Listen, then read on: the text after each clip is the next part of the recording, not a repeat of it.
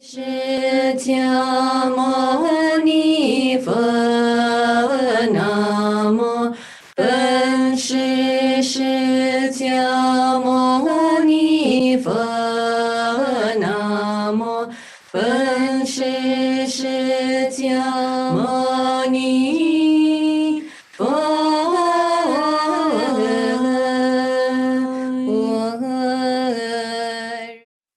Arya Bhagawati Prasna Paramita Hidayat Sutra.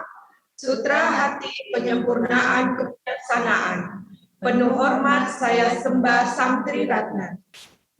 Demikian telah saya dengar. Suatu saat Sang Buddha sedang. Thank you. 마삼 주미 싫어 바르지 마게 뭔가 난게 뭐 수소는 이시 뭐 무슨 게 용도 차차로 야 다들이 Aujourd'hui, 에시아 다 쳐서 가든지 가다 가시고 쳐져서 mes amis du Dharma de divers centres bouddhistes en Asie, et vous m'avez demandé donc de donner des explications sur le Dharma. Et c'est le deuxième jour de cette série d'explications. Et mes amis du Dharma chinois, vous avez commencé par la récitation de prière. Quand on parle de Dharma, cela signifie qu'il faut s'appuyer sur, en fait, sur le sens réel des textes de la Prajna Paramita. Ce n'est pas juste de réciter des textes. Le but est d'éliminer les trois émotions perturbatrices racines.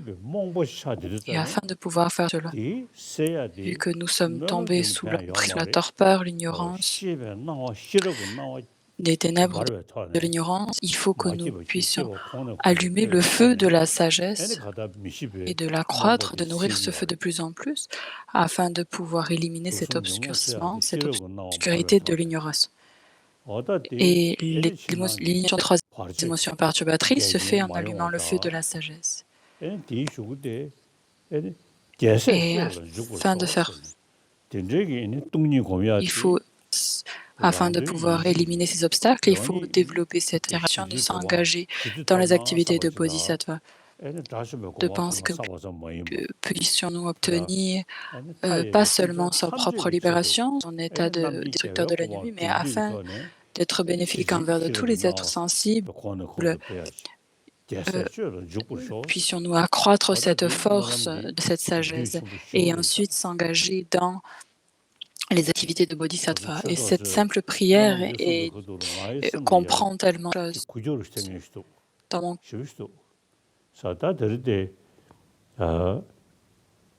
aujourd'hui, cette explication du Dharma, de l'autocommentaire de Chandrakirti,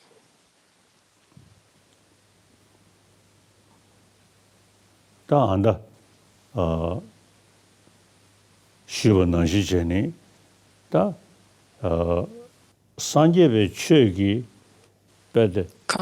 les enseignements du Bouddha, l'essence peut-être se trouve en fait probablement dans le sutra du cœur. Et justement, ce que je viens de dire, de pouvoir éliminer ces trois émotions, pour trois raisons, c'est par la force de la sagesse, de la vue non erronée qui réalise la vacuité. Cette vacuité, le non-soi, il y a différents courants philosophiques bouddha qui parlent de ce non-soi, et c'est présent dans toutes les écoles philosophiques bouddhistes, cette idée du non-soi. Mais cet objet ou cette chose dont on parle, le non-soi, c'est réellement le non-soi. Il y a beaucoup de subtilités, beaucoup de différents niveaux, plus ou moins grossiers de compréhension. Donc les Vaibhashika, les Svatika,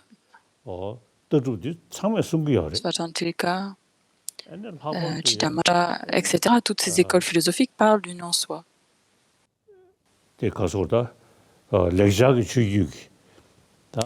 dans la lignée qui est issue de le sanskrit, donc parfois on parle de Mahayana, Hinayana. J'aime pas trop utiliser ces termes. Hinayana et Mahayana, je ne suis pas très à l'aise. J'ai l'impression que ça crée cette idée de supérieur et inférieur. Je pense plutôt de te parler de la lignée Pali et de la lignée sanskrit, mieux. Donc, que ce soit dans la lignée Pali ou sanskrit, la souffrance, c'est quelque chose qui vient par la force d'un esprit non discipliné qui accumule des karmas négatifs et à la suite de ça, on souffre. Le bonheur et la souffrance, quelque chose qui n'apparaît pas sans cause. Sans cause, ce sont des choses qui restent suite à certaines causes et conditions. Et quand on retrouve la cause principale, que ce soit dans la présentation dans les textes pali ou dans les traités sanscrits, il nous parle, il y a cette présentation des 12 liens de la production indépendance. Les 12 liens, le premier lien, celui de l'ignorance. Dans les traités bouddhistes, c'est quelque chose qui est présenté avec des raisons valides. Ce n'est pas un créateur qui a créé notre souffrance ou notre bonheur.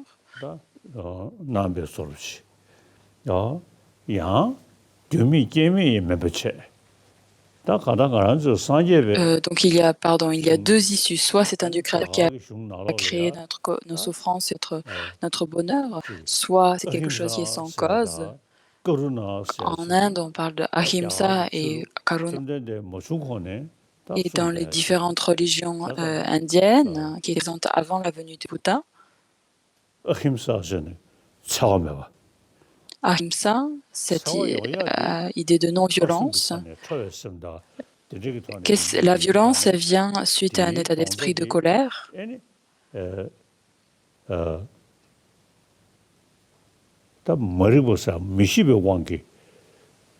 Et qui vient, elle, de la force de l'ignorance. Donc, nous sommes égaux dans le sens où nous voulons faire l'expérience du bonheur, être libre de la souffrance, mais on n'arrive pas à identifier, on est aveugle vis-à-vis de la cause du bonheur. Et par la force, ce qui fait que notre esprit n'est pas discipliné, n'est pas contrôlé, c'est à cause de l'ignorance. Et c'est cet obscurcissement, ce voile de l'ignorance qui mène à cela. Dans les traités bouddhistes, c'est pour la présentation de l'intelligence, de la discrimination, de l'intellect, de l'intelligence, c'est très important.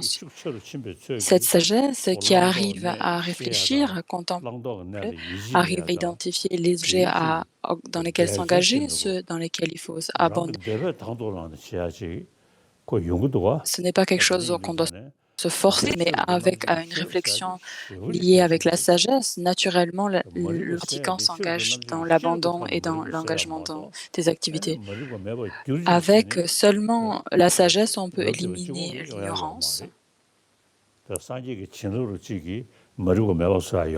Pas juste par les bénédictions du Bouddha, est-ce qu'on peut éliminer, nous ne pouvons pas éliminer l'ignorance.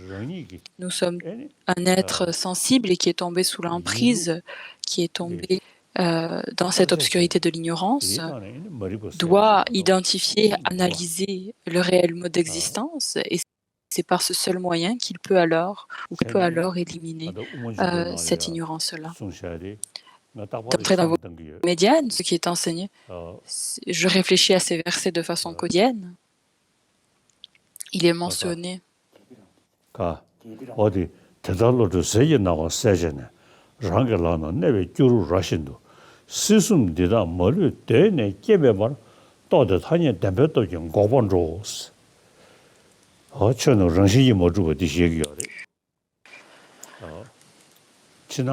Ce verset, ainsi illuminé par les rayons de la lumière de la sagesse, le bouddhisme a dit clairement d'une groseille de maquereau sur sa paume ouverte que les trois royaumes dans leur totalité sont nés depuis leur origine et la force de la vérité conventionnelle y voyage vers la cessation. 그래서 드달로 세게 나와 세제네스 랑글라나 네베 규루 라신도 시순데다 멀리 되네 게메 bar 또데 타니에 덴베도 좀 고본로스 근데 다바리 스탠데기 상로던 Et c'est un verset que je récite de façon quotidienne 게네다 et que je contemple pendant de nombreuses années. J'ai réfléchi et je me dis, et par la force de la vérité conventionnelle, il voyage vers la cessation. Cette certitude que j'ai développée à la suite de cela, c'est par ma réflexion, par mon analyse. Ce n'est pas juste quelque chose qui s'est fait par des prières ou quoi que ce soit.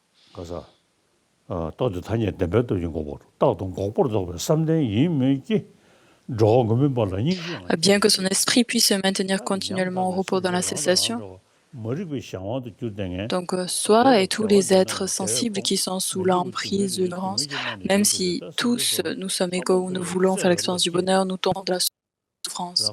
Donc il faut générer en relation à cela une compassion, une affection envers tous ces êtres, obtenir le bonheur et se libérer de la souffrance. S'il n'arrive pas,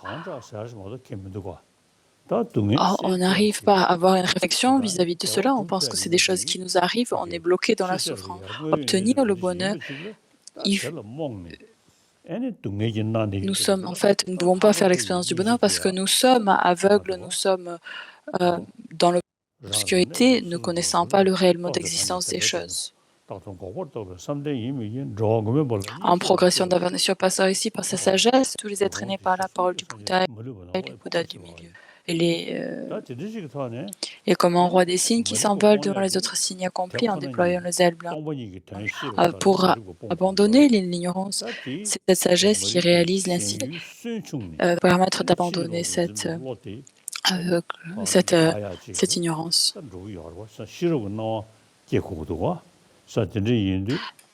Nous avons alors la nécessité de générer cette sagesse.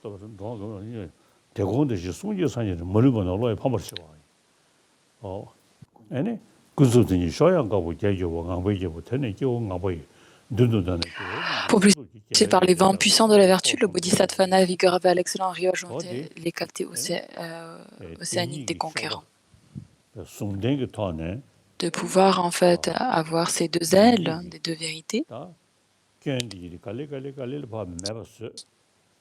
Et dans notre propre continuum mental, tous les défauts sont petit à petit éliminés et associés avec la méthode. Et notre état d'esprit s'accroissant en vertu. Et tous les objets abandonnés sont abandonnés, toutes les réalisations développées. Et ainsi, à la suite de cela, le état de bouddhéité est alors obtenu. On parle de Tathagata. Donc c'est l'essence du Bouddha, la nature de Bouddha. La nature ultime, finale de notre esprit est claire et lumineuse. Et progressant vers un état d'esprit beaucoup plus subtil, les émotions patrices manifestes ne sont pas présentes. La nature spontanée, naturelle, est celle de la clarté et de la luminosité. Et là, nous pouvons développer cette fierté et cette confiance vis-à-vis de cette qualité-là. Toutes ces différentes tâches ou ces entachements, ces souillures, ne sont pas présentes naturellement, spontanément dans la nature. Ce sont des souillures qui sont présentes, liées qui sont venues, sont présentes par la force de la non-connaissance, du non-savoir. Et en associant alors la méthode et la sagesse, avec l'union de ces deux choses-là, on peut alors obtenir cet état de bouddhéité. Mes amis du Dharma, dans les différents textes, ce n'est pas des choses qui sont déjà juste simplement mentionnées dans des traités bouddhistes. C'est pendant de nombreuses années que j'ai contemplé ce sens, j'ai lu, j'ai analysé, j'ai fait des méditations focalisées en point sur ces points-là, et je vois clairement que ça a permis en fait à faire pivoter mon esprit.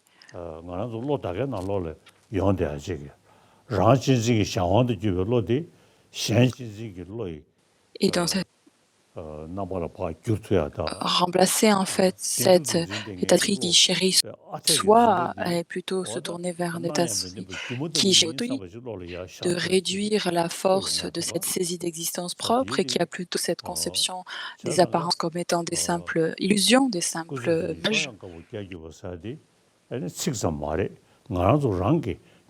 Ces versets que je viens de réciter sont juste des mots, c'est par ma propre expérience, en unissant la sagesse et la méthode, je me dis que l'état de bouddhéité est quelque chose que je pourrais obtenir.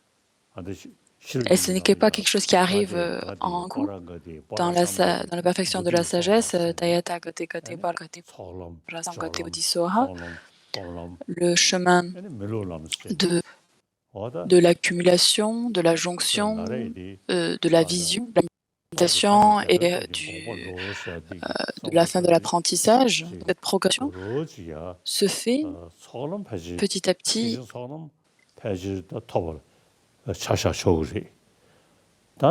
Je me dis peut-être que c'est probablement que je pourrais probablement obtenir ce chemin d'accumulation du bodhisattva.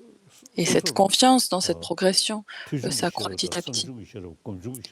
Et ce sont des sagesses qui, cette confiance en fait est dérivée de ces sagesses liées à l'écoute, à la contemplation, à la méditation. Ce n'est pas juste quelque chose qui est écrit dans des textes et que l'on croit, c'est par sa propre expérience et par sa propre application des enseignements.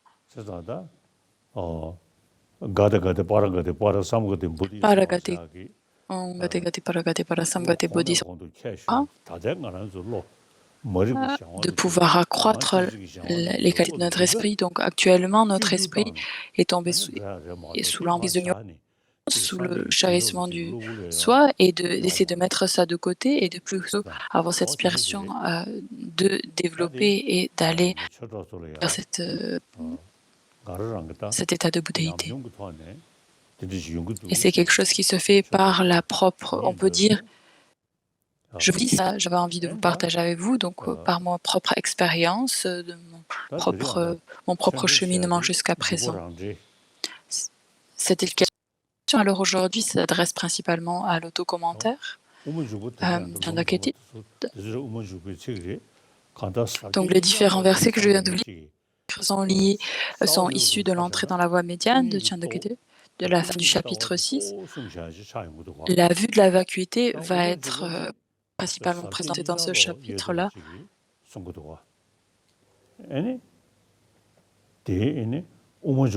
La présentation de l'entrée de la voie médiane va être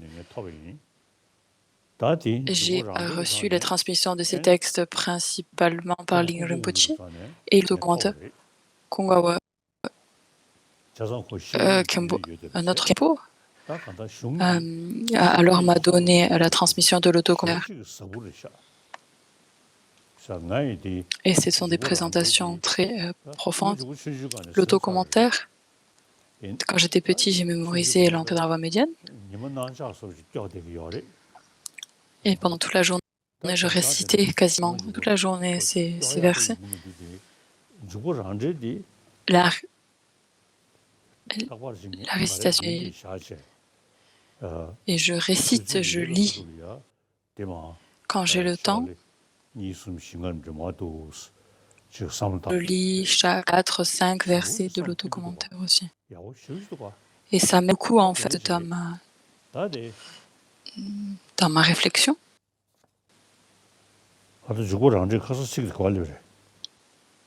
Alors, nous nous sommes arrêtés où hier?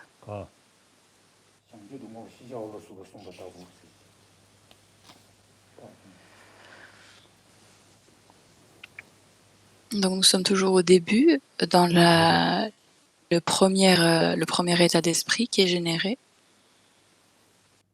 Donc sur la première terre, qui est la joie parfaite.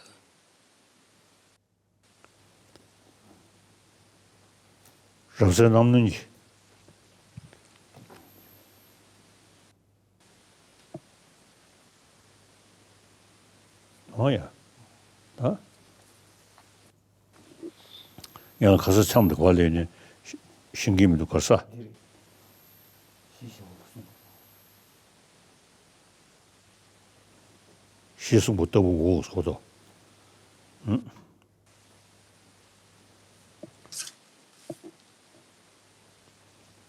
다들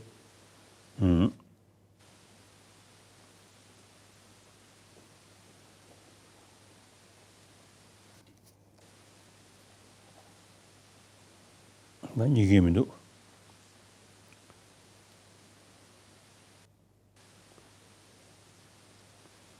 나간다 그래서 시승부 떠보고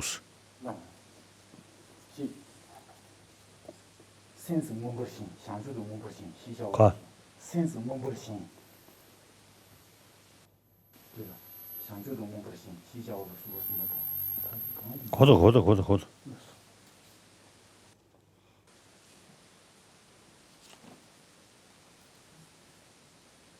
力度。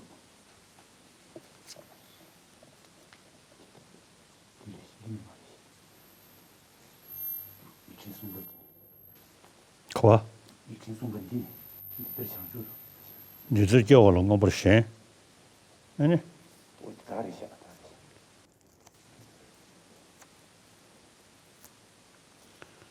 승승 거 버신. 청주도 거 버신 뒤로.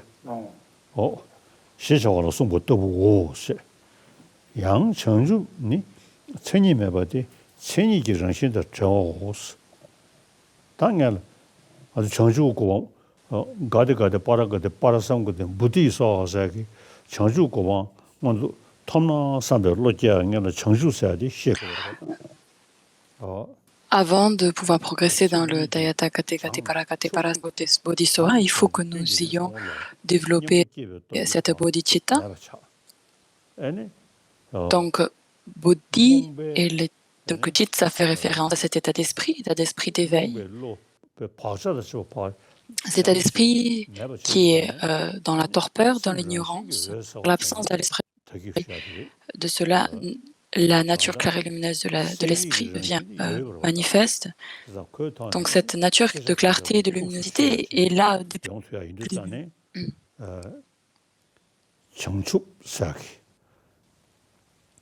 Quand on parle de la bodhicitta, l'esprit éveillé, c'est cette obtention, mais cette obtention d'un état de bodhicitta qui doit se faire d'abord par le développement d'un certain état d'esprit, qui est libre de caractéristiques. Ça parle ici donc de la vue de la vacuité.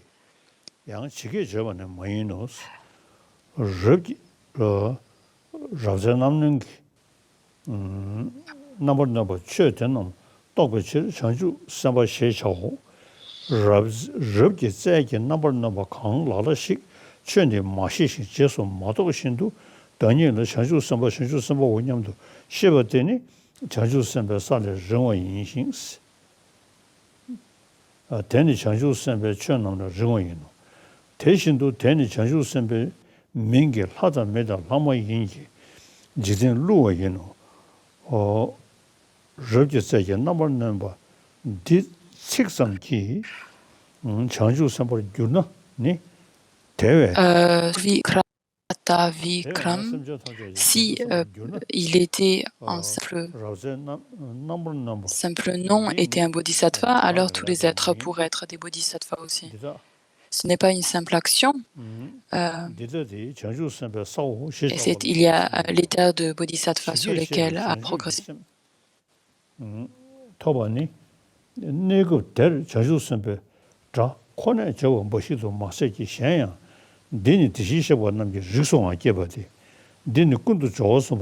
Il est né des lignées de Tathagata et ces trois liens sont abandonnés. Le bodhisattva garde une joie suprême et est capable d'émaner dans 100 000 mondes. puisqu'il est passé au-delà des niveaux ordinaires des êtres, des auditeurs, des réalisateurs subtils et solitaires, et puisqu'il a généré le chemin qui a pour but d'obtenir la terre des Tathagata, qui est aussi appelée lumière lumineuse, Samantaprabha, le bodhisattva est né de la lignée des Tathagata. Ensuite, en voyant le non-soi de la personne, il se libère de ces trois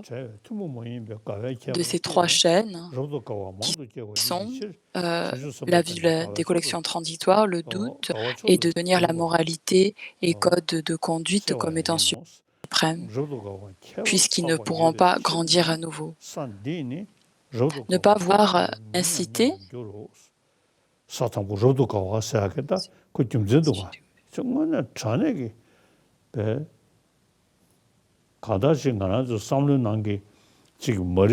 notre mode de pensée, nous avons l'ignorance et tout le karma qui a accumulé à la suite.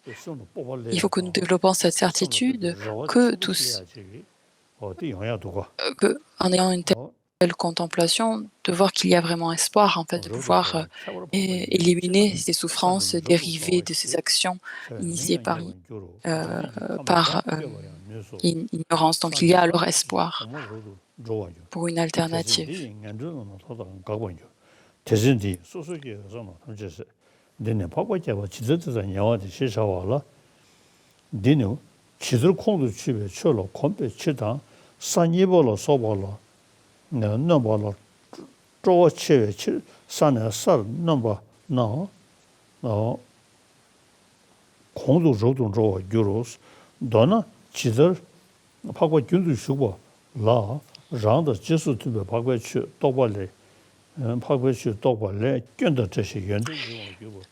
Il progresse joyeusement de terre en terre, toutes les voies menant au monde inférieur sont fermées et tous les états d'existence ordinaires épuisés. Il est dit que ça correspond au 8e niveau des Aryas.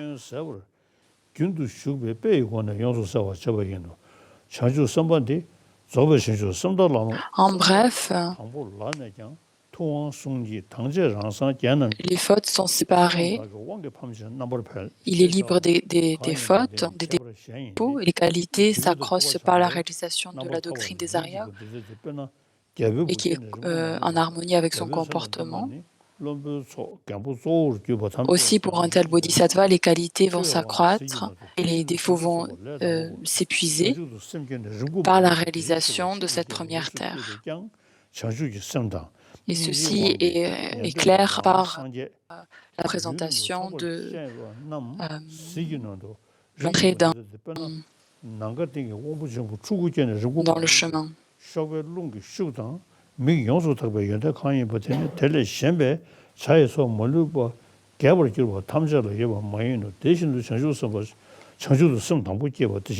Tendu vers l'éveil, alors même qu'il réside encore sur la première terre, il fait déjà ce qui naissent de la parole du Muni, et parmi eux, les réalisateurs solitaires par son est en constante progression. Sur la terre, aller loin, il les surpassera même en sagesse.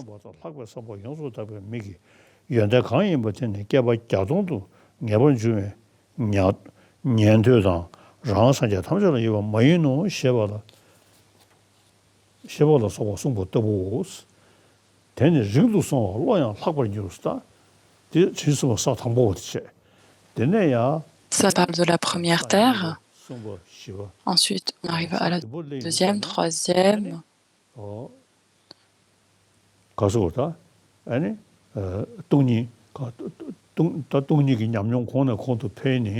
L'expérience de la vacuité s'accroît de plus en plus.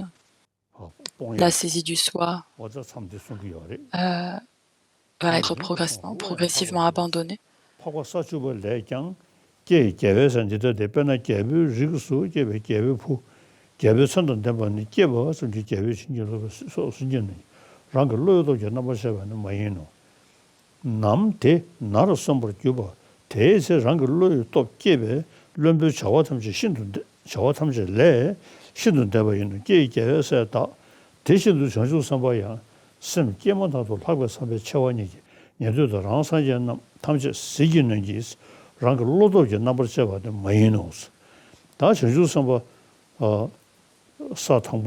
Les bodhisattvas de première, deuxième et troisième terre, graduellement,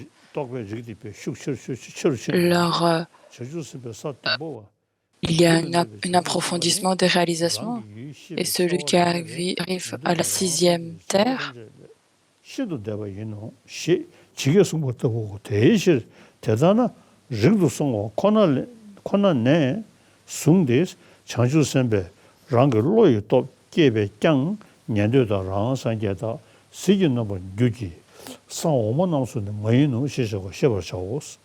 다데 주고랑지기디 내가 싶으시라리 룬딜레니스 냐도다 산야나올라야 최선저 정신을 쉐버야 여도 시저와 싸우는 예데스 대담이나 뭐보는 쉐버 용수 쉐버도 잘 치르스 지대be 되자다 차와다 대다장 성 당부제배 전수 선배자랑 글로 나버 제배자 시긴 넘어 줄라 치르버 신도 대다게 감수는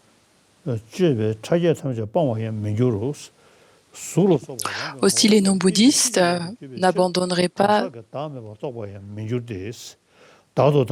les vues subtiles qui activent les trois royaumes, les trois mondes, la vue du non-soi qui existe de façon substantielle, l'absence de cela, et ensuite on a l'absence du non-soi par l'absence de la croyance existant individu de façon autarcique, substantielle.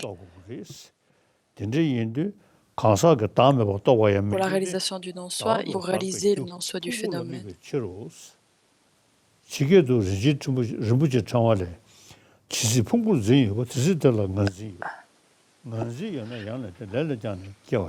Dans la précieuse guirlande, tant qu'il y a la saisie, alors il y a la saisie du jeu.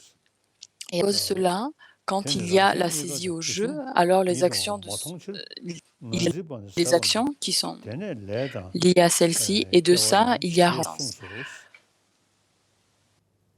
Les trois chemins qui ont une relation de cause et effet, donc la base sur laquelle le jeu est imputé, ensuite, c'est-à-dire les agrégats que l'on observe et sur la base on impute le jeu, c'est la réunion de ces différents agrégats. Il y a ce verset de Nagarjuna qui fait référence aux différents éléments et qui se pose la question où est le soi en relation avec les différents éléments. Que ce soit l'air, l'eau, la terre, le feu, l'espace, où est ce jeu, où est cet individu?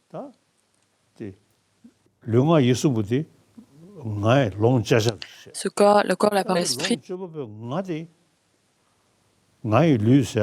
qui fait l'expérience de ce jeu, qui vit en fait avec ce corps, où est ce jeu qui a cette expérience du corps? Dans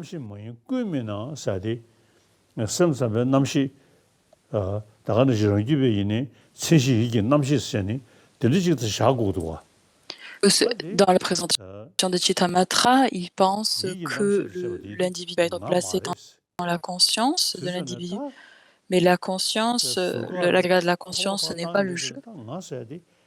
Parce que si on essaie de trouver, il n'y a rien que l'on puisse désigner comme étant le jeu, c'est simplement une désignation de l'espoir.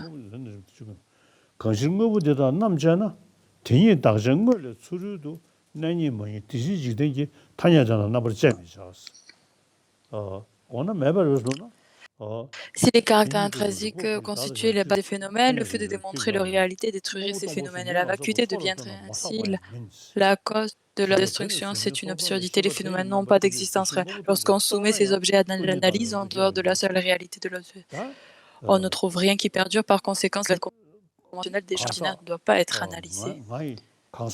L'individu, ce jeu, cet individu, par exemple, que ce soit, on l'applique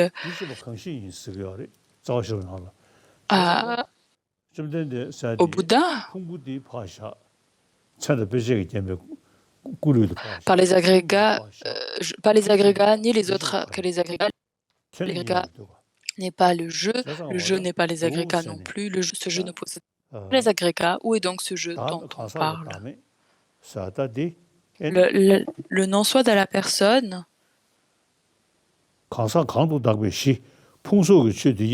la base sur laquelle est imputé ce jeu, c'est une simple désignation sur la base de ces agrégats. Il n'y a rien d'autre mis à part cela. Il faut qu'on puisse développer cette certitude et qu'il y ait cette apparition dans notre esprit que, mis à part cette désignation, il n'y a rien d'autre de plus substantiel à l'individu. Donc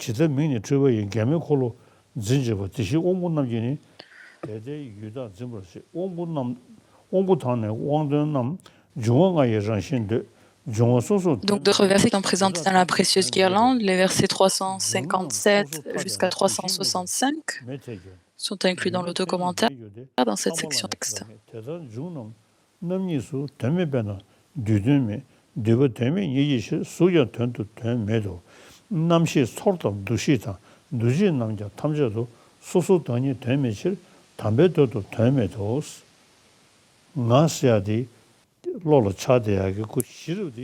Le jeu, ce qui apparaît, cette base,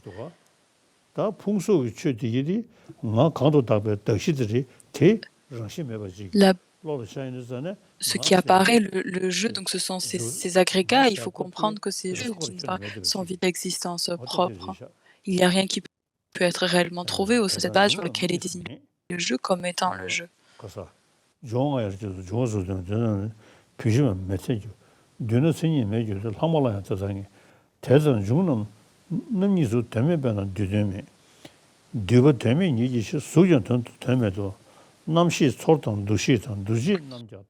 La forme est comme de la mousse, la sensation est comme une bulle d'eau, la destination comme un mirage, les facteurs facteurs compositionnels est comme un arbre, un bananier, la conscience est comme une illusion.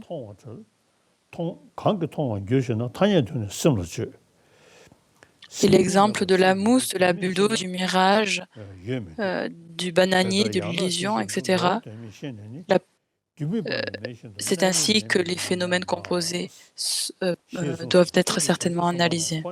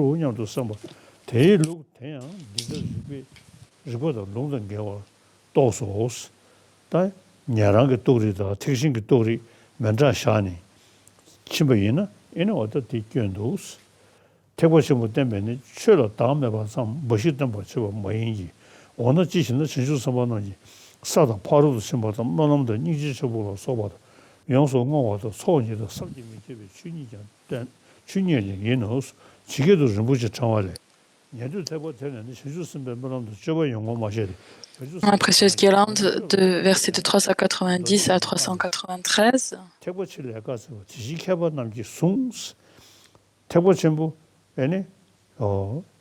Le sens de s'engager dans les activités de bouddhisme n'était pas indiqué dans les sutras. Il était enseigné dans les textes du Mahayana. Ainsi, c'est une pratique qui est sous-tendue et qui est par les sages. Les enseignements du Mahayana sont appropriés afin de clarifier le non-soi du phénomène, puisqu'ils expriment les enseignements de façon extensive. Dans le véhicule des auditeurs, le non-soi du phénomène est présenté par une indication assez courte, assez brève, tout comme c'est enseigné par Acharya Nagarjuna dans l'hommage au supramondain. Tu as enseigné que ne pas réaliser l'absence de signes n'est pas sans libération. Ainsi, tu as révélé que c'était complètement présent dans Mahayana.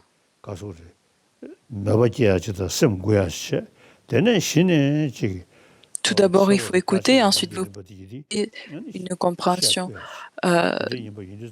de ces activités et de développer une contemplation et de développer ensuite une certitude dans la progression de ces terres et des chemins afin de pouvoir avancer dans ces activités de bodhisattva.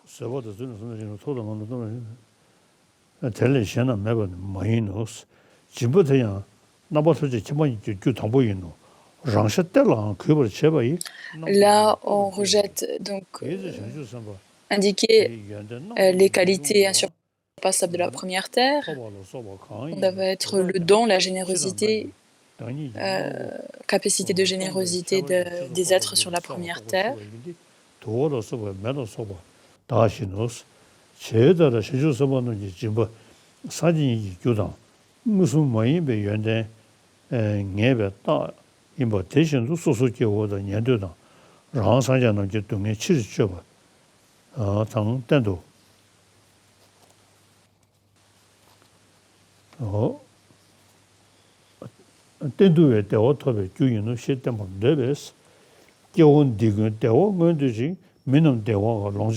Des êtres, ici, la cause première de l'éveil parfait, la générosité est la vertu transcendante qui prédomine. L'enthousiasme du bodhisattva à offrir jusqu'à sa propre chair révèle ce qui par ailleurs ne pourrait être perçu. Des êtres sans compassion, complètement insensibles, en quête uniquement de leur profit personnel, obtiendront cependant des richesses matérielles et verront leur souffrance apaisée s'ils pratiquent la générosité.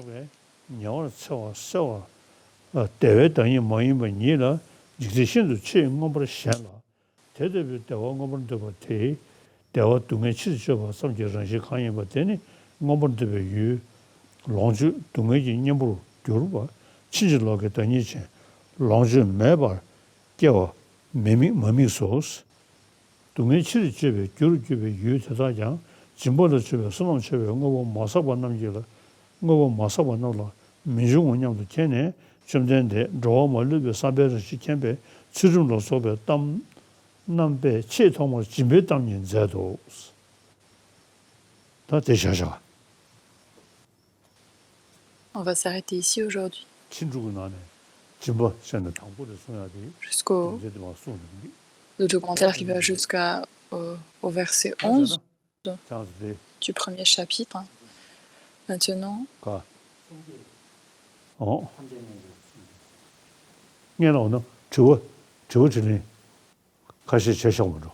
des questions-réponses.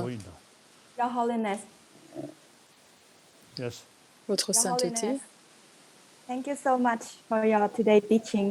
Merci beaucoup pour votre enseignement d'aujourd'hui. Je suis très heureux de vous voir à nouveau et nous allons faire la session de questions-réponses. La première question du Vietnam.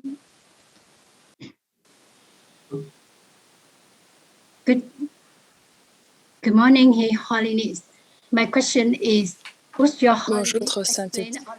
Est-ce que vous pouvez expliquer la différence entre le moi qui existe de façon conventionnelle et le moi qui existe que notre ignorance saisit?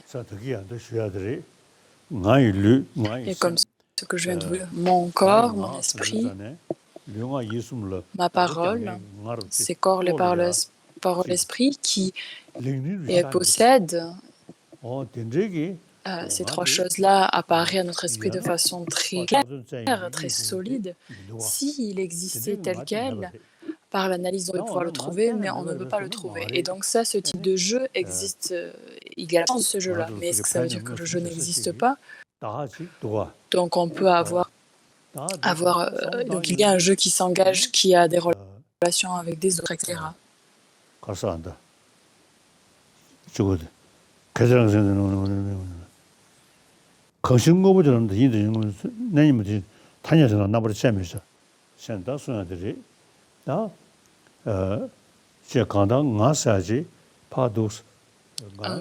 Jeu qu'on pourrait toucher, que l'on pourrait trouver, qui possède ce corps, cette parole et cet esprit, est introuvable, qui possède ces trois choses-là, les corps, le parole, l'esprit, qui existent par propres caractéristiques, qui apparaît à notre conscience, ce jeu-là n'existe pas. Mais ça ne signifie pas que le jeu n'est pas non existant. Le jeu existe par désignation en dépendance de ces agrégats, qui désignent en dépendance des agrégats. Il y a de nombreux. Lorsque nos perturbations sont présentes dans notre esprit, qui émergent dans notre esprit, la saisie du jeu est très forte. Et c'est un tel jeu qui est si fortement, qui n'a pas d'existence réelle.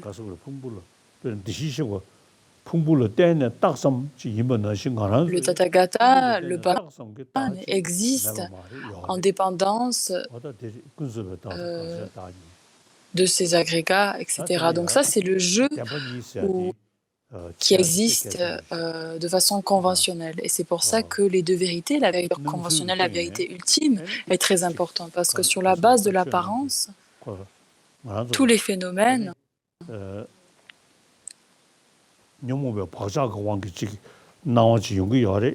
apparaissent par la force de nos empreintes, de nos émotions perturbatrices. Mais si on réfléchit à ces apparences-là, elles n'existent pas du tout par la façon dont elles nous apparaissent. Ces apparences-là sont totalement incorrectes. Cette apparence existe par simple désignation, mais cette apparence est cristallisée à cet aspect de réel. Il y a cette réification qui a lieu, comme quoi elle existerait de par son propre côté, de façon solide. Merci, Votre Sainteté. Question suivante. Your Holiness, could you please explain more Votre Sainteté, pouvez-vous expliquer davantage sur le karma vertueux et non vertueux?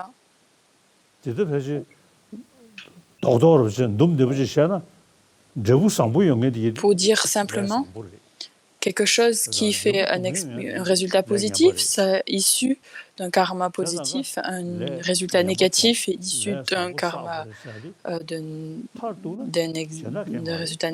action négative. On veut être libre de la souffrance, on veut faire l'expérience du bonheur. Alors, il faut qu'on réduise en fait les causes qui amènent ce résultat de souffrance. Il faut accumuler alors ces causes qui créent notre bonheur et s'efforcer au maximum dans cette direction-là et d'essayer de réduire au maximum des accumulations de karma négatifs. Et la raison pour laquelle on accumule des karmas négatifs va être la saisie du soi. Et c'est pour ça qu'en s'engageant dans la pratique de la sagesse et dans la pratique de la bodhicitta, ça permet de réduire ce type d'accumulation de karma négatifs.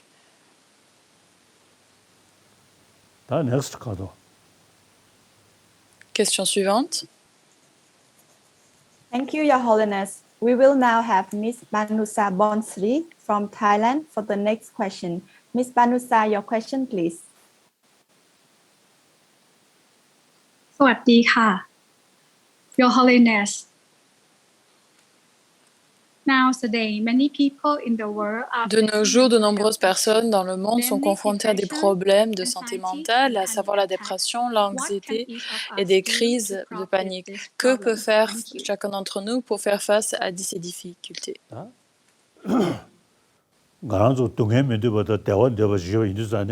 Nous voulons faire l'expérience du bonheur et être libre de la souffrance. Naturellement, nous avons ce souhait. Il y a beaucoup de souffrances qui viennent à nous et liées à notre environnement. Et notre esprit peut devenir un peu désespéré, malheureux. Et la peur, l'angoisse, toutes ces choses peuvent arriver. Et ce sont des réactions qui sont tout à fait naturelles. La souffrance, comme je vous ai dit, c'est quelque chose qui vient issu de causes et de conditions. Donc on n'a pas à devenir désespéré, il faut que nous identifions la cause de tout cela. Au niveau de l'environnement, toutes les souffrances qui sont issues, on réfléchit un petit peu à quel... Donc, polluer les rivières, la terre.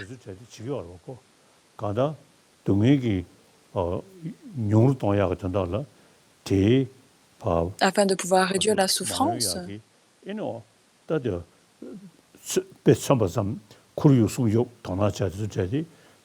il faut protéger l'environnement, s'engager dans la préservation de l'environnement. Et aussi, du point de vue bouddhiste, vu que nous voulons faire l'expérience du bonheur et être libres de la souffrance, il faut qu'on réduise en fait nos réactions de peur et de développer notre confiance, notre aspiration dans ce souhait d'obtenir la libération et se libérer de la souffrance. Il faut en fait vouloir rejeter la souffrance et obtenir le bonheur. Si on est désespéré, on ne va pas pouvoir progresser dans cette voie-là. Il faut qu'on ait cette confiance, il faut qu'on ait cette joie de s'avancer dans ce sens-là. Et pour les personnes qui acceptent l'existence d'un Dieu créateur, le Dieu nous a tous créés. Et ce qu'il a créé, alors, sa création, nous sommes alors chacun d'entre nous des enfants de Dieu. D'un point de vue, il a de l'amour et de l'affection envers chacun d'entre nous. Il ne souhaite pas nous nuire, des personnes, si on parle du point de vue d'un Dieu créateur. Dans les traités bouddhistes ou dans les traités indiens, ce qui est présenté, on parle de bonheur et la souffrance est issue du karma. Le karma, lui, nous l'accumulons. Ce n'est pas quelque chose qui nous arrive. De ne pas rester malheureux lorsque nous faisons l'expérience de la souffrance, vraiment de développer de la confiance, de la force et de s'engager pour progresser vers la voie du bonheur. Il faut avoir en fait une vue assez large, assez extensive, pas juste être apeuré et de s'engager dans différentes méthodes. S'il y a une façon de se libérer de la souffrance, s'il y a un moyen, s'il y a une issue, nous sommes nés et nous allons alors mourir. Et pendant cette période-là, naturellement, nous allons faire face à des difficultés. De se soucier, de se tracasser avec ces problèmes, ça ne va pas nous amener à bien loin. S'il y a un problème et on peut y remédier, alors à quoi bon s'en soucier? S'il y a un problème et on ne peut pas y remédier, à quoi bon s'en soucier?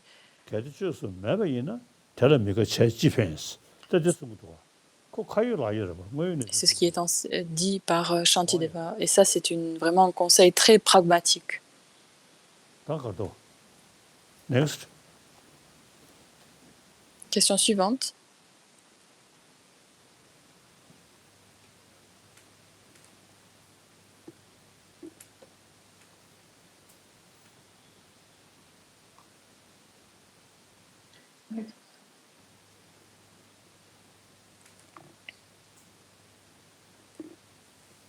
Oh yeah. Yes. Hi, His Holiness. Sorry, our mother lost her signal. Okay, the next question is from Singapore. Alexis Day, please. Alexis, please ask a question. Good morning, Your Holiness. My question is, Bonjour, Votre Sainteté. Une personne qui a perdu un être cher peut s'accrocher psychologiquement à un sentiment d'espoir et accepte donc volontiers les idées de Bardo et de Renaissance pour se consoler. as a form of self-consolation. Comment peut-elle How can vérifier la he or vérité? she check up Quels on the conseils lui truth? donnerait-vous And pour what qu'il advice puisse would you give poursuivre for them to be sa able pratique to malgré le pursue doute et le their practice, questionnement even permanent? with the constant self-doubt and questioning? Thank you. 아야. 다디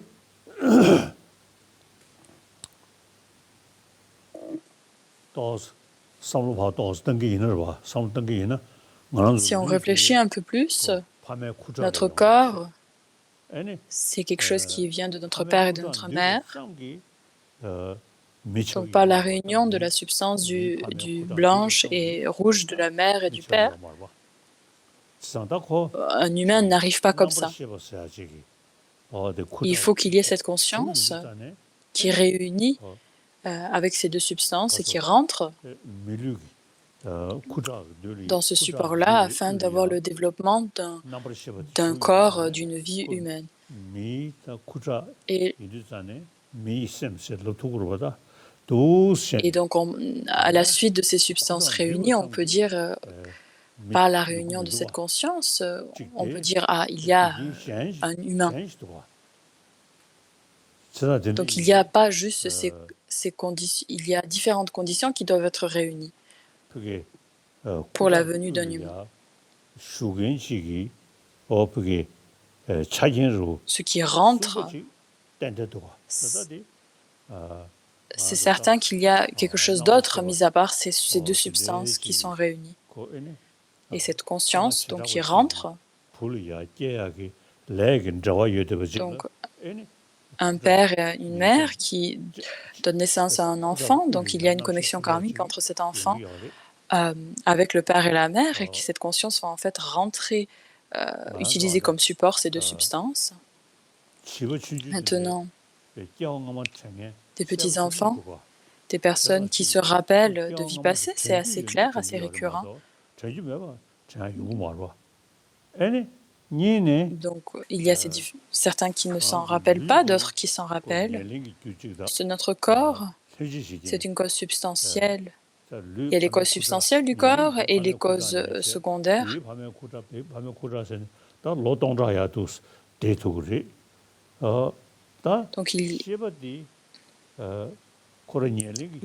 donc on a la conscience substantielle de la conscience vient du moment précédent de conscience et c'est quelque chose qui est sans commencement. Et dans la présentation des traités tantriques, il y a beaucoup de subtilités de conscience qui sont présentes. Au moment de la mort, notre conscience grossière va cesser et en fait, la progression va se faire où ce qui va être propulsé de vie en vie va être la conscience la plus subtile. Donc une conscience qui ne dépend pas des agrégats, qui est très subtile. Donc il y a ces différentes apparences qui vont se faire. Il y a aussi on parle aussi en ce moment des personnes qui restent en Tukdam au moment de la mort. Ling Rinpoche est resté plus d'une semaine, pendant 12 jours, en Tukdam, à Dharamsala, et un médecin est venu. Il a dit, le corps est mort, il est cliniquement mort, mais le corps est resté très frais parce que la conscience était toujours présente dans le corps.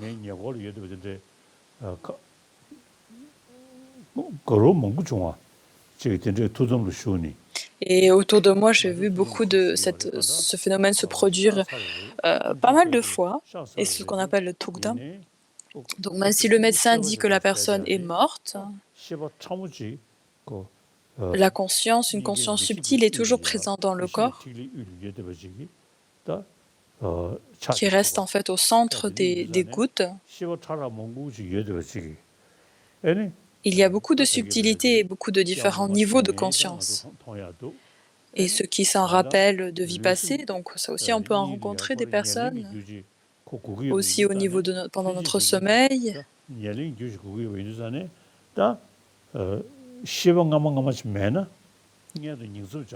Vu que nous avons Quand on parle de migrer, en fait, de prendre naissance, il y a besoin d'avoir une conscience qui se poursuit, qui continue. Donc il y a cette cause substantielle qui progresse de vie en vie.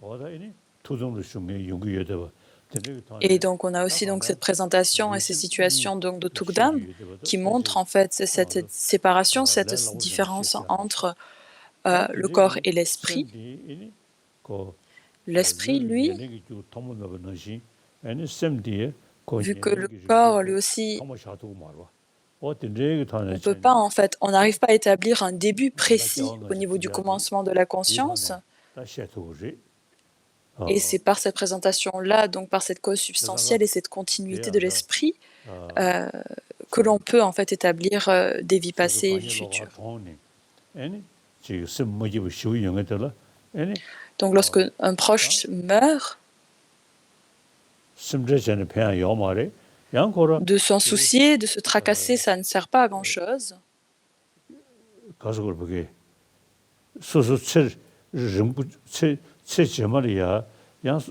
Donc de penser que la vie future, donc dans cette vie-ci, petit à petit, nos parents si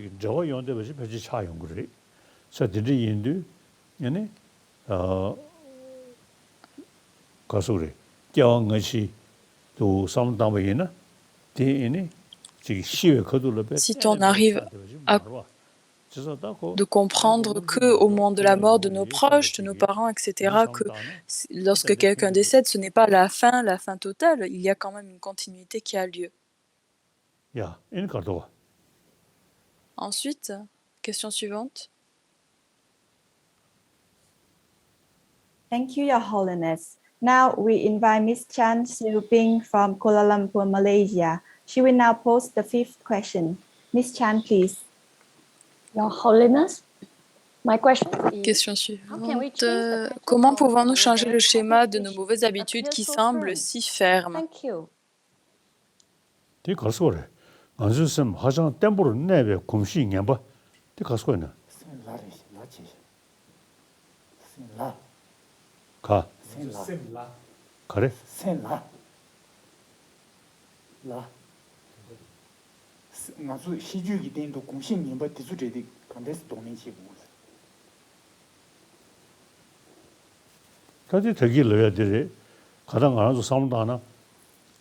C'est ce que j'ai donc dit. Donc quelqu'un qui est très colérique, petit à petit, une telle personne peut transformer et devenir quelqu'un de très aimable. Et quelqu'un de très aimable, en rencontrant certaines conditions, peut devenir quelqu'un de très agressif ou de très mauvais. Donc ça montre qu'il y a clairement en fait la capacité d'un changement. Alors maintenant, en particulier dans le contexte du Dharma et en particulier dans les traités du Bouddha, il y a cette idée de la transformation de l'esprit. La cause pour la souffrance est de pouvoir en fait, l'identifier, de la réduire et de pouvoir accroître un état d'esprit qui permet d'obtenir le bonheur. Et ça, c'est ma propre expérience. Je vois clairement que cette possibilité de faire cela. Et maintenant, de pouvoir transformer notre esprit, c'est quelque chose qui se fait de façon progressive. Un tel état d'esprit, il est difficile de le faire changer de façon immédiate, de façon instantanée. Et d'un autre côté, c'est assez facile à faire parce qu'il faut se référer à des raisonnements logiques, à une réflexion et de penser en fait de tout angle différent pour faire pivoter l'esprit. Question suivante. Thank you, Your Holiness. Our next question comes from Ho Chi Minh City, from Ms. Do Ngọc Trinh. We now have the last two questions. Ms. Do, please. Good morning, Your Holiness. From Buddha teaching, I know that D'après l'enseignement du Bouddha, je sais que nous ne devrions pas avoir de saisie au moment de la mort. Veuillez me dire quel mantra devrais-je réciter au moment de la mort et ce que je devrais faire pour me préparer à ce moment-là. And what should I do to prepare for that time. Thank you, Your Holiness. I wish you good health and long life. 대리 다시 시글하모델이야 저기 Au moment de la mort, donc ne pensez pas à ces objets qui génèrent de l'attachement et de la colère. J'ai quelques amis. Au moment de la mort,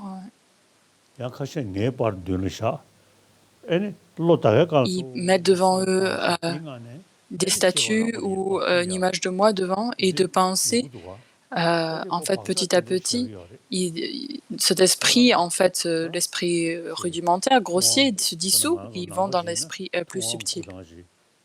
Et si nous sommes bouddhistes, on peut placer devant nous une statue et petit à petit, l'esprit va se résorber en plaçant notre esprit sur un tel objet.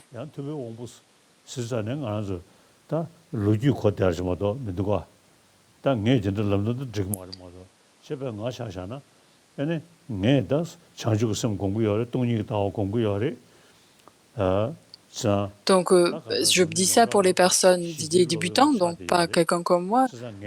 Donc, on pourrait aussi méditer sur la bodhicitta, la vacuité, etc. Bon, on pourrait placer devant soi juste une image du Bouddha.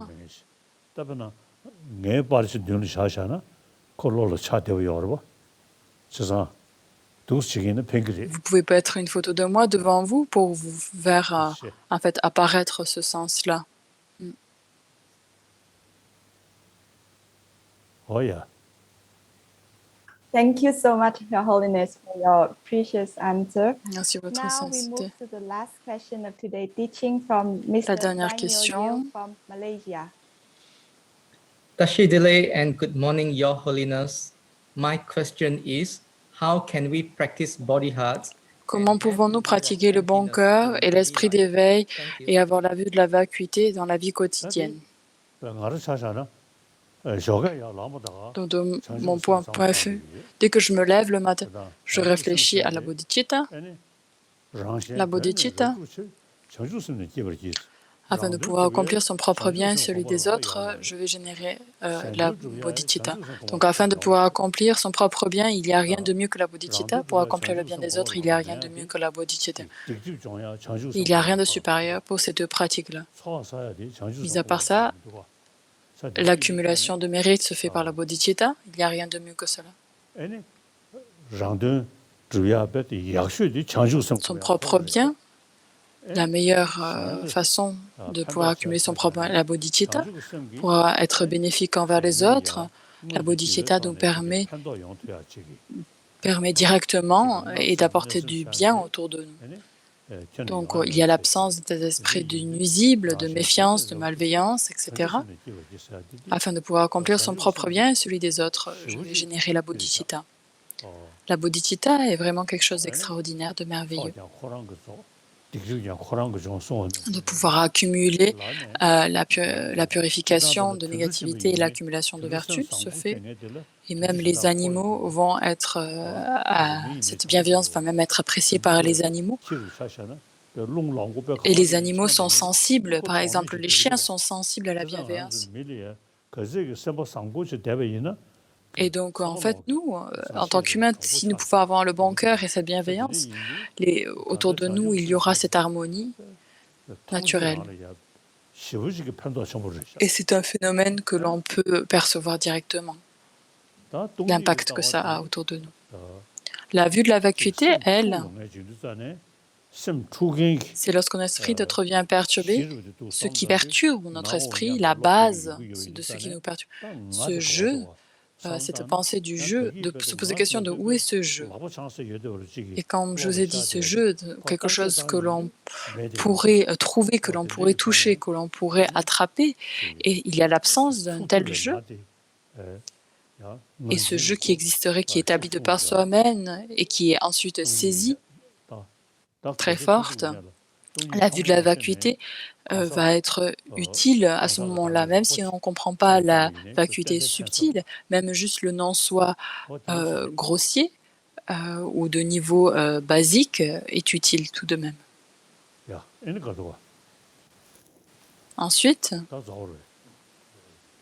c'est terminé les questions?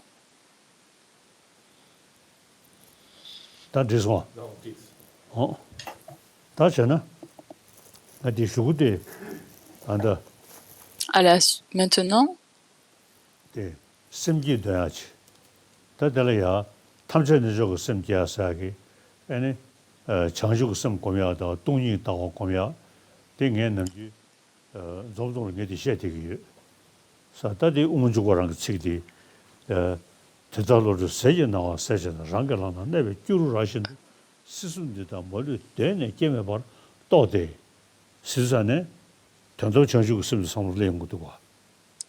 donc de penser en fait avec ces différents versets de Janaketi, de penser à la bodhicitta ultime,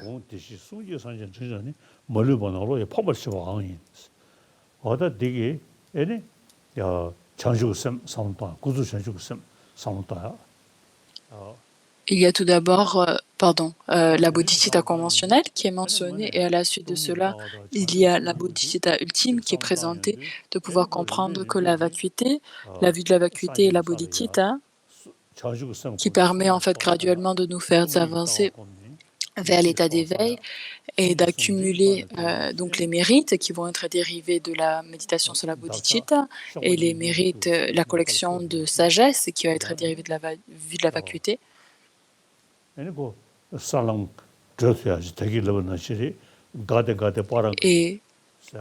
quand, comme je viens de vous dire, se montrer Gate Gate Parasam Gate Bodhiswa, donc gardant cela à l'esprit, avec ces deux pratiques, ça permet de nous être patients dans notre progression vers l'éveil. Quand on arrive à Gate, le premier Gate donc fait référence à l'accumulation, le deuxième Gate de la jonction, ensuite Paragate, le chemin de la vision qui est un peu plus compliqué, plus difficile à obtenir, donc, mais ce n'est pas quelque chose qui est impossible. Petit à petit, par le développement de l'habitude, on peut arriver à ce chemin-là. Parasam Goda, Parasam Gate Parabodhisuha. Donc vraiment de l'appliquer à soi-même. Aller au-delà, aller complètement au-delà. Aller complètement de l'autre côté de la rive. Et c'est une pratique que je fais de façon quotidienne et le résultat de cette pratique, immédiatement, je fais l'expérience d'un bonheur et d'une certaine, paisible. Donc, peu importe la situation ou la complexité et la difficulté de toutes les choses qui se passent autour de moi, je me dis, c'est malheureux, tous ces êtres, ils agissent, sous l'emprise de l'ignorance. Et ça permet en fait de développer cette compassion et cette bienveillance. Et c'est très utile aussi pour garder cette tranquillité intérieure. Et dans l'entrée dans la voie médiane, tout ce qui est expliqué,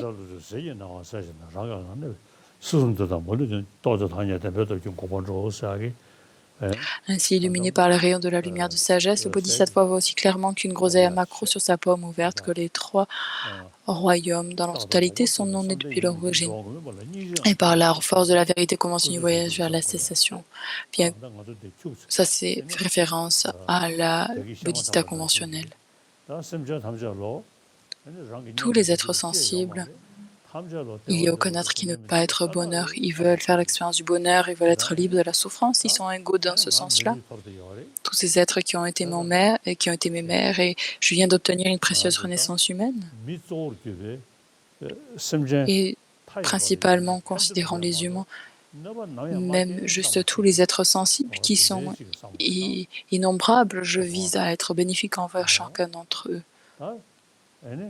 Donc juste, je suis humain, mais je considère tous les êtres sensibles, de ne pas nuire aux autres, donc pas juste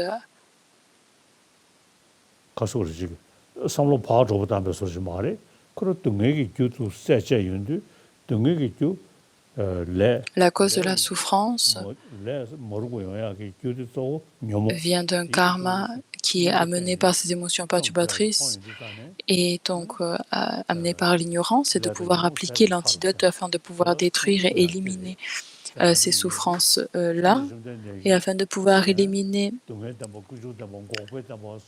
les émotions perturbatrices. Nous avons la vérité de la souffrance, la vérité de l'origine, la vérité du chemin et la vérité de la cessation. Et par une telle pratique, on peut développer cette confiance et cette certitude dans cette progression afin de pouvoir actualiser et de pouvoir matérialiser, rendre réelle cette citation. Il faut que l'on reconnaisse la souffrance, qu'on abandonne son origine, qu'on médite sur le chemin. Et de connaître la souffrance, il n'y a aucune souffrance à connaître. Abandonne l'origine, il n'y a aucune origine à abandonner. Obtient la cessation, il n'y a aucune cessation à obtenir. Et médite sur le chemin, il n'y a aucun chemin sur lequel méditer. Donc ces instructions données par le Bouddha sont vraiment, vraiment très vastes et très profondes. Que ce soit dans la présentation des textes pali ou sanskrit, ces 4 vérités, nobles et vérités des nobles, c'est une pratique commune dans les 2 lignées. Donc nous allons prendre les vœux de Bodhisattva maintenant. Donc, méditer.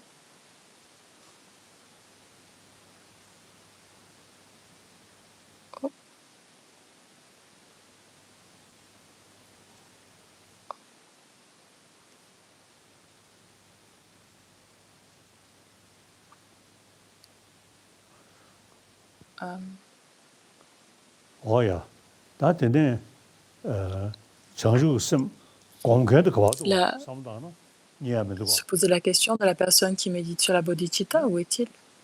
Il est introuvable, il n'est pas non existant, il existe par simple désignation, mais il n'apparaît pas comme son apparence, comme quoi il existerait de façon objective. Il y a l'absence d'un tel individu.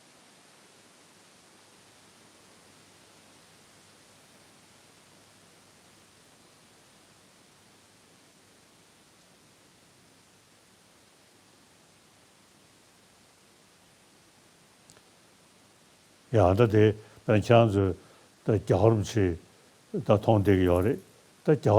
voyez sa sainteté, le Dalai Lama. Il est où sa sainteté? Si vous le cherchez, vous ne le trouverez pas. Ce que vous voyez ma forme, vous entendez ma parole, et mon corps, vous voyez différentes manies que j'ai, mais où est le Dalai Lama? Il n'y a rien à trouver. Et ainsi, dans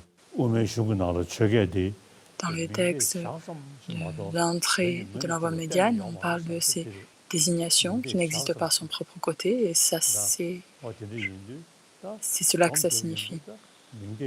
Quand on fait en résumé, c'est une simple désignation sur la base des agrégats. Notre apparence semble nous donner cette idée que les choses existent comme quoi une existence objective, et c'est pour ça que la présentation dans les sciences quantiques est très utile. On parle d'existence objective qui existerait de par son propre côté. C'est exactement la même présentation dans les textes de Madhyamika. Quand on analyse, il n'y a rien qui peut être trouvé. Donc là, c'est différentes analyses qui sont faites.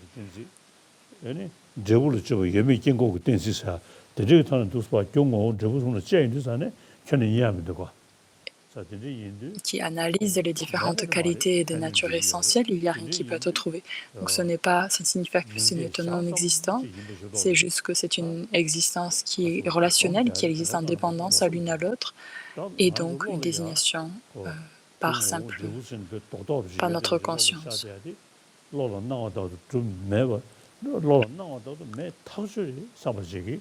Il faut penser et développer cette certitude comme quoi les apparences sont décevantes et qu'elles ne sont pas exactes qu'elles ne sont pas en accord avec la réalité. Pensez ainsi.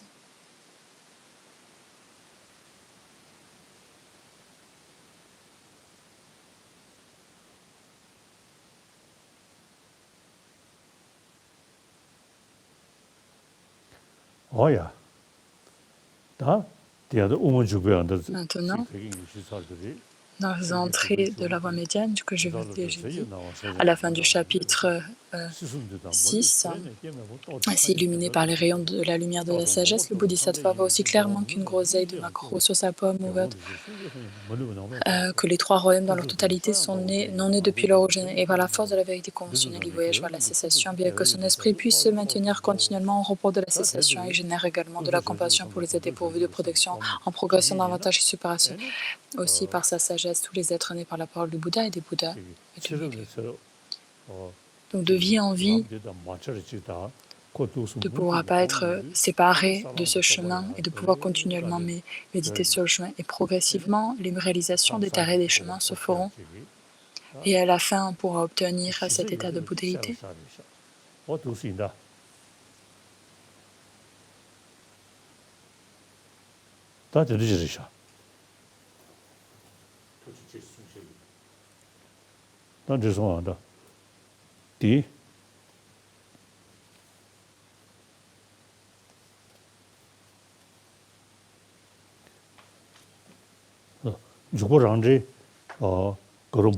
L'autocommentaire de Chandakirti est très long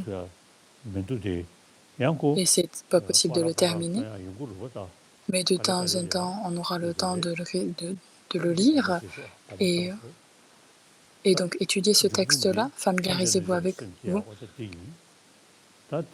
Et la chose importante, ça va être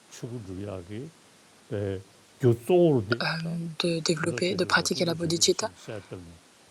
Et afin de pouvoir obtenir ces corps de Bouddha, les éléments essentiels donc va être, pour pouvoir obtenir va être la bodhicitta. Je suis votre maître et devant votre maître, vous allez développer votre bodhicitta conventionnelle et ultime de façon quotidienne. Je vous demande de méditer sur la bodhicitta de façon conventionnelle et ultime. Si vous pouvez faire ça, alors vraiment progressivement, il y aura un effet, un impact sur votre esprit et vous aurez vraiment un goût pour cette bodhicitta. De mon point de vue, ça fait... J'ai plus de 80 ans. Pendant des décennies, j'ai réfléchi à la bodhicitta, à la vacuité. Et vraiment, toute la transformation et l'impact que la bodhicitta a eu sur ma conscience est vraiment très clair pour moi. Nous sommes tous les mêmes êtres humains. Nous avons tous la même capacité à réflexion. Il faut que nous puissions nous efforcer à utiliser notre intelligence afin qu'il y ait un impact et une transformation dans notre esprit. Et gardez ça à l'esprit et efforcez-vous au maximum, s'il vous plaît. Merci.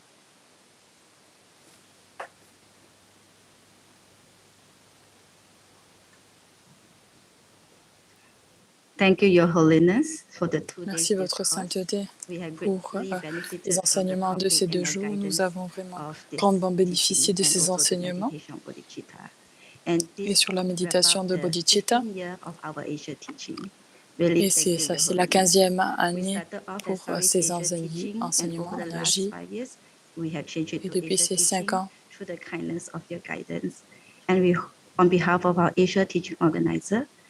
et donc ces enseignements pour les Asiatiques, nous remercions Votre Sainteté et tout le bureau de sa Sainteté, tous les bénévoles et tous les traducteurs. Et nous allons dédier tout le mérite pour la longue vie de Votre Sainteté et que vous soit rapidement exaucé et que tout le monde, le bien-être et la santé de tous les individus de cette planète. Et nous faisons la requête de puissions continuellement recevoir des enseignements dans toute notre vie jusqu'à l'éveil. Et je suis... Merci, Votre Sainteté. Merci beaucoup.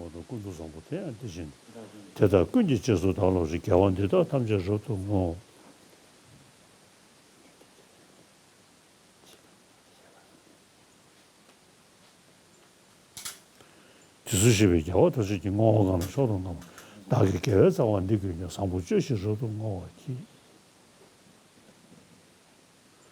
Oya, tushi. Merci beaucoup. Okay,